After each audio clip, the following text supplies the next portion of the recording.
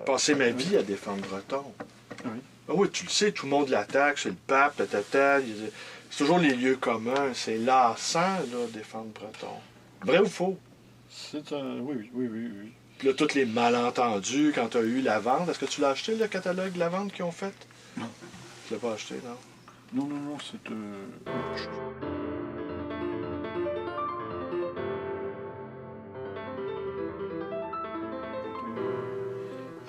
Avait à collectionner, avait à accumuler, avait à aimer ces objets, quoi. Que pour moi, ça aurait été insupportable d'imaginer le 42 rue Fontaine devenir un musée. Et puis de voir toutes ces œuvres et tous les livres qu'il a accumulés, de les voir comme ça dispersés aux mains de riches collectionneurs, c'était pas plus gênant, ça? Si, bien sûr, c'est gênant. L'idéal, ça aurait été que la collection de Breton aurait été dispersée parmi les surréalistes. Mais bon, c'est pas ce que sa fille a fait. Elle était attaquée parce qu'elle a dispersé la collection de son père. Mais il faut savoir qu'elle avait des droits de succession énormes à payer, quoi. Aube Breton, la fille unique. Oui. André. Oui. Elle a publié récemment les lettres de son père. Oui. Ouais, c'est très touchant, quoi, comme livre. Et maintenant, il n'y a plus que 2 ans à attendre avant la parution au moins du premier volume de ce correspondance, puisque il avait voulu que ça soit publié seulement 50 ans après sa mort, et nous y sommes bientôt. Si l'édition française, Gallimard, j'imagine, veut bien s'occuper de ça. Oui, sans doute. Ben écoute, Guy, je vais nous présenter, si tu permets, je vais nous présenter là, qui nous sommes. Alors, comme d'habitude, je dis toujours bonjour, bienvenue à ma bibliothèque. Nous sommes à Montréal le 12 juin 2014 et je suis ici avec Guy Girard, qui est un poète. Tu vas bien, Guy? Oui. Je sais que je te prends de cours. Tu vas bien? Oh, ça va. Premier séjour à Montréal, ça se déroule bien? Oui, d'ailleurs, je repars demain. Ouais, c'est ça qu'on a. Et alors, tu es ici, entre autres choses, pour cette exposition-là, La chasse à l'objet du désir. Je vous montre. Seulement pour cette chose. Non, pas seulement. Il y a notre ami... À l'origine. Oui, c'était pour ce vernissage et cette exposition-là, dans laquelle tu as quelques-unes... Il y a des œuvres de toi là-dedans? Oui, une peinture et un dessin. Une peinture et un dessin. Un texte aussi? Dans le catalogue, oui. Oui. Alors, c'est un... Je vous le montre, mais de toute façon, on va vous montrer ça de plus près. On va l'envoyer. Oui, un bien bel objet. Oui, l'exposition a débuté le 5 juin et elle se termine le 17 mardi 17, oui. À la galerie Espace. À 23h30. 23h30? C'est bien ça. Alors, Guy, donc, tu es un poète, tu as publié plusieurs livres. Oui, enfin, poète et peintre. Poète et peintre. Il n'y a pas une très grande différence, parce que la poésie écrite avec un stylo et la peinture, c'est de la poésie faite avec un pinceau. Je déteste le terme de plasticien. C'est maintenant les artistes contemporains qui bidouillent entre le pinceau, la vidéo et l'installation, s'appelle plasticien. Donc, non, j'écris, je peins, c'est pas... Les deux sont des œuvres issues de mon imagination et une interrogation de mon imagination. C'est pas le même étage qui est en marche que je visite dans ces deux activités. Mais sont complémentaires, elles ne sont pas contradictoires. Puis comment ça se déroule ton séjour à Montréal? Fort bien. Je suis entouré d'excellents amis, je fais des rencontres. J'ai pas encore pêché d'écrevisses, mais j'ai vu un saumon dans le Saint-Laurent. C'est parfait. Tu n'as pas rencontré de ratons laveurs sur la rue Saint-Laurent non plus? Non, je suis allé voir les ratons laveurs, mais c'était en pleine cagnade dimanche, et apparemment ils devaient dormir. Et tu as visité la ville de Québec aussi, c'est possible? Non. Ah, vous n'êtes pas allé finalement? Finalement, je ne suis pas allé, non. Bon, il n'y a rien à voir à Québec, de toute façon. Ouais. Non. Une vieille rivalité Montréal-Québec, faut en profiter. Il faut que les rivalités deviennent réciproques, tu comprends? J'ai cru comprendre ça, oui. T'es d'accord avec ça, que les rivalités doivent devenir réciproques? Ben, est-ce que la dialectique est encore possible? Je pense que oui.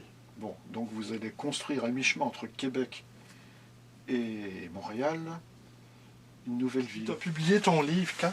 Ton premier livre? Oh, en 1986, là c'est une petite plaquette d'une douzaine de pages d'un long poème qui s'appelait Lapin de Merlin et que j'avais écrit 2 ou 3 ans auparavant. Bon, j'ai beaucoup collaboré à diverses revues, essentiellement dans les champs surréalistes, et secondairement dans le domaine de la critique radicale, libertaire, anarchiste. Mon premier véritable livre, si je ne me trompe pas, enfin livre, c'est-à-dire un truc de 100 pages relié, ça devait être ce recueil d'essais, L'ombre et la demande. Oui. Que tu as, c'était Ouais. Comme c'est bien étrange. Ouais. Qui a été édité par un collectif d'amis anarchistes à Lyon. À Lyon. Lyon, oui. Donc ça, c'est un recueil d'essais que j'ai écrit dans les années 90 jusqu'à 2004 à peu près, je crois. Donc ce sont des textes de réflexion, d'actualisation de la pensée surréaliste dans les domaines de la critique politique. C'est-à-dire pour moi, le surréalisme dans la pensée politique a son meilleur écho dans la pensée anarchiste. Et il y a quelques textes consacrés à dénoncer la misère de l'art contemporain. Quand je dis art contemporain, c'est l'art contemporain institué qu'on voit dans les musées d'art contemporain dans les divers pays, les foires d'art contemporain, les grandes galeries. Les biennales. Les biennales et tout genre de choses où ce qu'on te montre, c'est du vent et la misère du vent qui tourne dans les cervelles vides. Des gens qui font ça et des gens qui les admirent. Est-ce que tu penses à des artistes comme Jeff Koons, par exemple? Par exemple. D'accord. Oui, Murakami.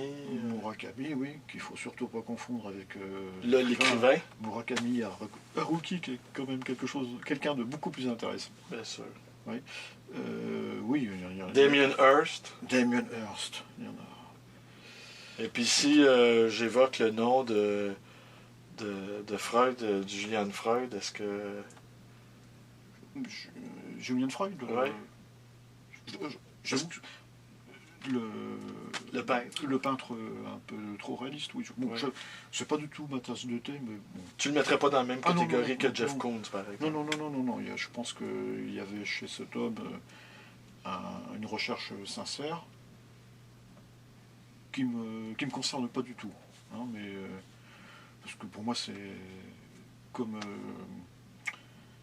je ne sais plus qui, il disait des impressionnistes que c'est... Oui, c'était Odile Rondeau qui disait des impressionnistes qui étaient un peu bas de plafond. Ben, je pourrais dire la même chose de Freud, tout en respectant sa recherche, son travail. Quoi. Ouais. Il est évident que cette forme d'art, c'est de la business, tout simplement. Hein? C'est des grosses corporations, c'est des grosses fortunes qui spéculent, simplement.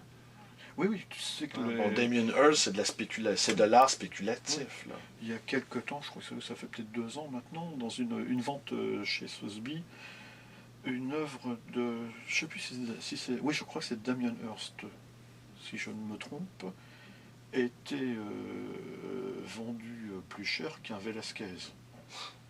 Bon. Ouais. Je ne suis pas un grand admirateur non plus de Velázquez. Enfin, c'est un peu plus intéressant que les piles de médicaments de Damien Hirst. Ouais, enfin, mais ça veut bien dire quelque chose. Ça veut dire que ce monde dans lequel nous vivons n'a absolument plus aucune pensée, plus aucun esprit. Quoi. On est dans une fin de civilisation. Et ces choses-là en sont les témoins, comme on témoigne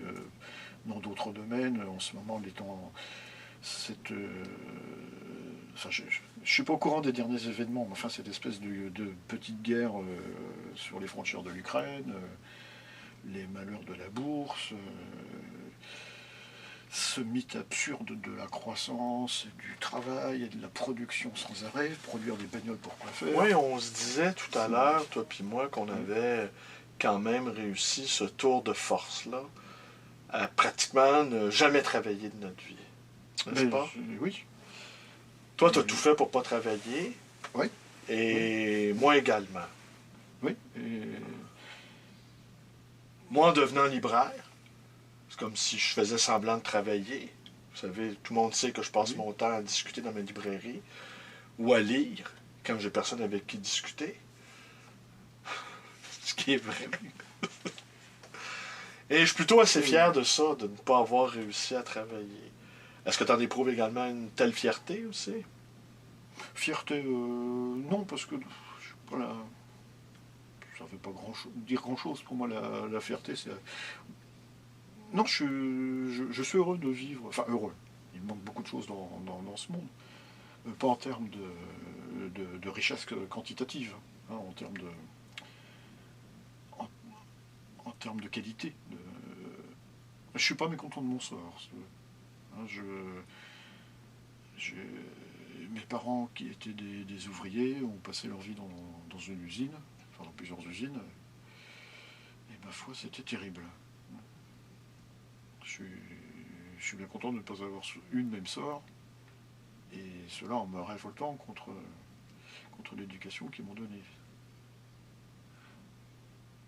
Est-ce que tu juges en avoir payé le prix fort, par contre, de cette révolte-là? Est-ce que tes parents ont compris tes choix? Ou pas? C'est difficile de le dire maintenant qu'ils ne sont plus là. Je pense que mon père, non. Ma mère, peut-être. T'en es venu comment au surréalisme? Quand j'étais au lycée, on travaillait encore, je m'ennuyais beaucoup, donc je me suis mis à écrire des poèmes. Et de fil en aiguille, pendant les cours de français, les cours de littérature, ce qu'on nous donnait à lire comme de la poésie, bon, j'avais une espèce de révolte tout à fait adolescente,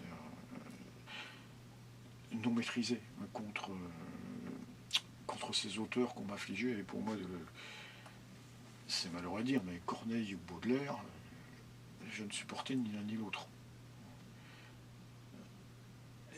On inflige ça encore aux enfants. Hein, oui, et puis on leur inflige aussi du Jacques Prévert maintenant.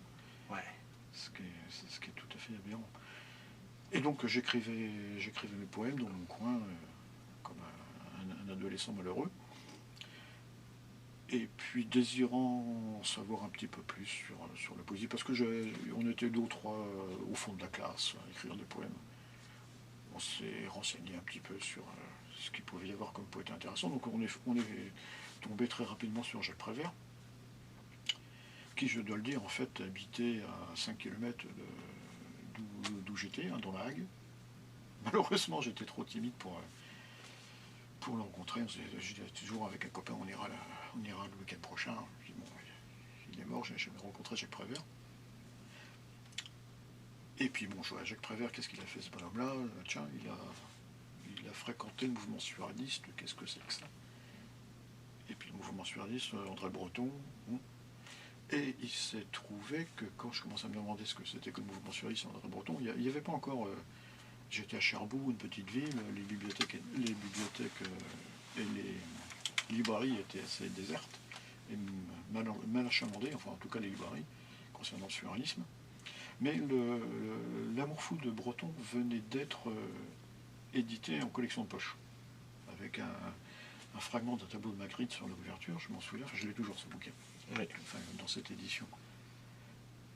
Et je l'ai acheté. Hein, je me souviens plus si je l'ai acheté. C'est chez Folio. Ouais, c'est chez Folio. C'est pas les livres de poche. Ouais. Je me souviens plus si je l'ai acheté ou si je l'ai volé, parce qu'évidemment je volais pas le mal de bouquins, à l'époque c'était facile. Et... C'est encore facile.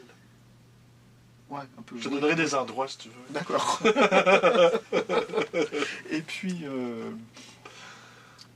J'ai lu ce livre, je n'y ai rien compris, hein, parce que je n'avais pas le bagage intellectuel freudien et marxiste de Breton de l'époque, mais la poésie qui est derrière, qui est sous-jacente, ou même qui vient en première ligne dans Admirable tel du thé, pic du thé, de prends ma vie, bon, ça m'a fasciné et je me suis dit, c'est là que ça se passe. Donc j'ai essayé de trouver tout ce que je pouvais lire de Breton à l'époque, Ouais. et puis Desnos, Benjamin Perret, Éluard, et la peinture, Max Ernst, Dali. J'étais fasciné par Dali. Bon, et tiens, je me dis, tiens, j'ai envie de faire pareil, j'ai envie de peindre, j'ai envie de... Et tu allais aussi en amont, parce que bon, tu le sais, Breton a été un extraordinaire intercesseur. Grâce à lui, on Oui. a pu relire Jarry, on a pu redécouvrir Lautréamont. Est-ce que tu es allé sur ces traces? Est-ce que tu t'es mis à refaire l'inventaire Ah oui, oui, archéologique oui, du oui. surréalisme? Oui, en terminale, je lisais les Chants de l'Aurore. C'est pareil, j'ai la première lecture, je me dis, mais qu'est-ce que c'est que ce truc? Incompréhensible et ça me dépasse. Tu vois. Et bon, les Chants de l'Aurore, je relis ça régulièrement. Oui. Et qu'est-ce qui était très, très, très, très important aussi en terminale, dans ma découverte du surréalisme, c'était la lecture du Marquis de Sade. De la philosophie dans le boudoir, et puis la première version de Justine, et ensuite Juliette. Bon, en plus, tu sais, je viens d'un milieu donc ouvrier, mais aussi catholique, traditionnaliste. Donc ça, bon, c'est la bombe. Et puis en plus, ça devait coïncider aussi avec ta propre sexualité naissante aussi. Hein. Oui, T'es oui, un oui, adolescent, alors forcément, Sade, la lecture de Sade pour un adolescent, ça fouette le sang. Là. Oui. Je veux dire, ça. J'oserais pas dire que ça donne des idées, mais assurément, ça donne un élan. Ah bah, j'ai écrit... Bon, je commençais à faire de l'écriture automatique, donc je me libérais dans mes fantasmes dans ces textes-là. Oui, c'était très, très, très, très, très important. Donc ça, c'était en terminale. Et quelqu'un qui a aussi, donc très important, c'était Dali. Aussi bien pour sa peinture Que pour ces textes. que pour ses textes. Pas les textes des années 30, mais les textes qu'il écrivait quand il était vieux. C'était un bouquin, c'était comment on devient Dali en 20 leçons, un truc du genre. Oui. Ça. Oui. Mais c'est un livre qui était très important pour moi. J'ai essayé d'appliquer ce que la parole critique à mes... Bon, j'étais malheureux comme adolescent, donc à l'étude de mes fantasmes pour les dépasser. Mais ça n'existe pas. Ça m'a beaucoup aidé. Ça n'existe pas des adolescents heureux. Je crois pas. Moi, j'aimerais bien le devenir. Mais t'as toute la vie devant toi, t'es pas pressé quand même. Non. Puisque notre ami nous parlait encore de nos provisions de testostérone, profitons-en. Ouais, on pourrait faire une petite parenthèse ici. Notre ami commun maintenant, hein, notre nouvel ami, ton nouvel ami à toi et un vieil ami à moi, Michel Bellil, disait qu'on était encore en pleine croissance testostéronale. Testostéronique. Ouais, testéronos. Et que nous étions encore capables d'être plein d'allant, plein de vivacité. Au moins encore pour 10 ans, semble-t-il. Ouais. Avant qu'on se mette à aller faire du shopping. Oui, il y a eu sans doute quelques changements d'ici là sur cette planète qui nous auront dissuadés de faire du shopping. Mais là, après ça, bon, Oui, donc ça c'était la terminale, toi. Et donc à l'époque, je pensais que si j'avais lu un livre incontournable à l'époque, c'était l'histoire du surréalisme de Maurice Nadeau. Oui. Donc bon, surréalisme, ça s'est terminé en 1945. Oui, parce que c'est un livre avec lequel on peut quand même avoir pas mal de réserves, hein? Non, quand Oui, même? oui, c'est un...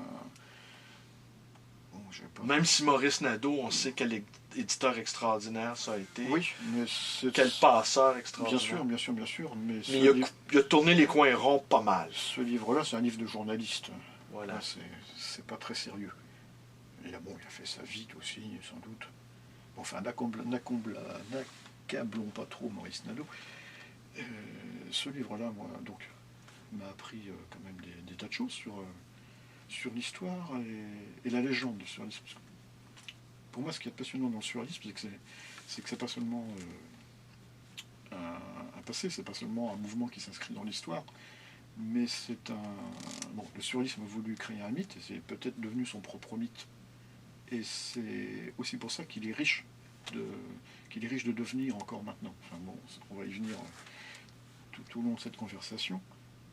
Mais donc à l'époque, quand j'avais 18 ans, j'avais 2 ou 3 amis avec qui nous partagions ces idées, ces expériences. On faisait de l'écriture automatique, des espèces de dérives dans Paris, dans Cherbourg, on se racontait nos rêves, et puis on se disait, bon, ben, on va retrousser nos manches, et si le surréalisme se termine en 45, on va en refaire un. Mais dis-moi, tu parles de dérives dans Cherbourg. Est-ce que vous aviez eu aussi quelques accointances avec les situationnistes? Est-ce que vous étiez au courant de l'œuvre de Debord, entre autres? Est-ce que ça vous parlait ou non? Pas du tout?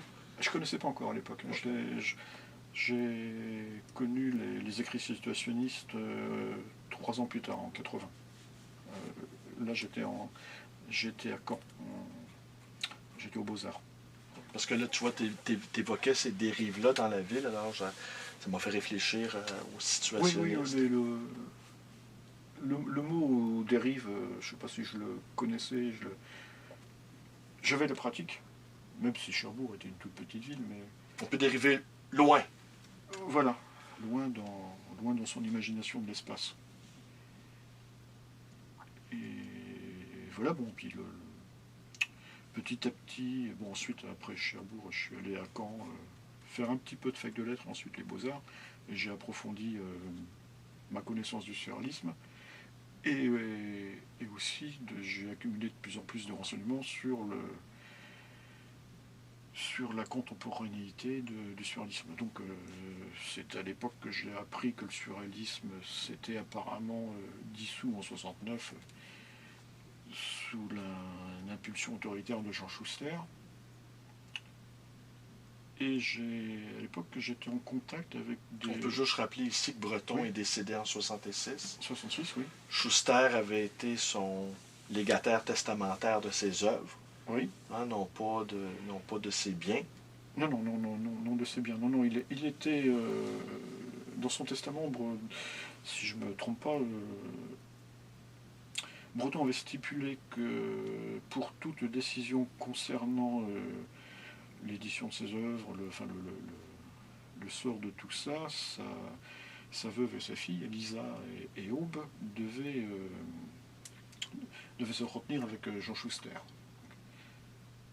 Et c'est en argumentant et en biaisant légèrement cette disposition testamentaire de Breton que Schuster s'est très autoritairement auto-institué, enfin avec